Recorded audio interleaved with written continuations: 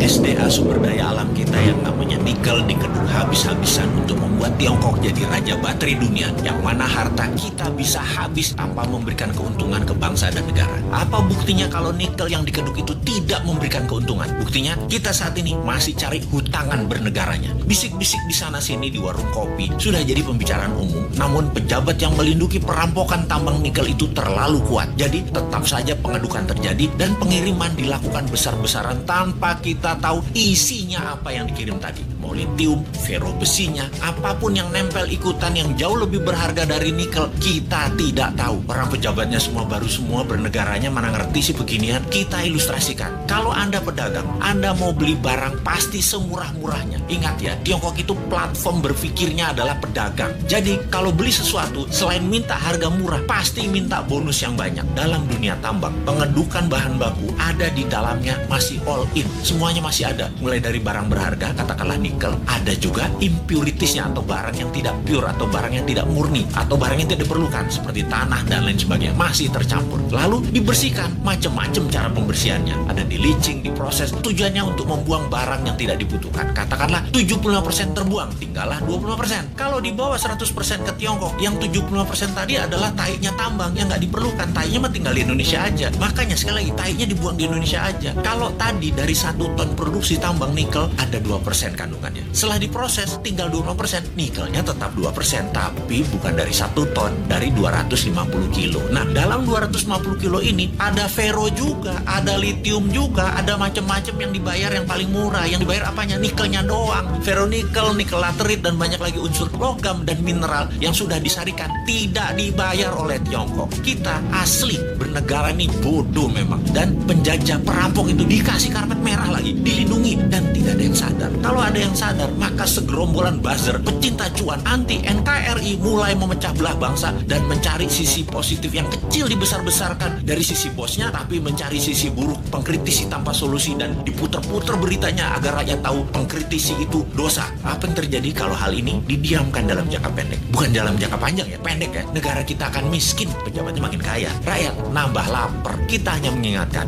arahnya nantinya. Sebagai contoh sejarah kebodohan penguasa atas kelolaan sumber daya alam, kita mau kasih ilustrasi. Ada 3 negara yang akan kita pakai jadi contoh kali ini, yaitu Nauru, Venezuela, Zimbabwe. Fosfat oil business berliannya Zimbabwe. Nauru di tahun 1980-an, negara dengan 7.000 populasi adalah negara yang sangat kaya, bahkan negara terkaya di dunia. Nauru adalah salah satu negara di selatan Pasifik. Nauru menghasilkan fosfat, bahan baku untuk pupuk. Saking kayanya, semua warganya digratiskan untuk melakukan apapun, sampai keluar negeri dibayarin pemerintah, diongkosi. Dan ada joke di sana, dolar itu hanya toilet papers. Dan ini bukan kiasan, dipakai beneran untuk ngelap pantat beneran. Lalu hasil alamnya ternyata habis 20 tahun kemudian. Dan Nauru saat ini menjadi sangat miskin ya.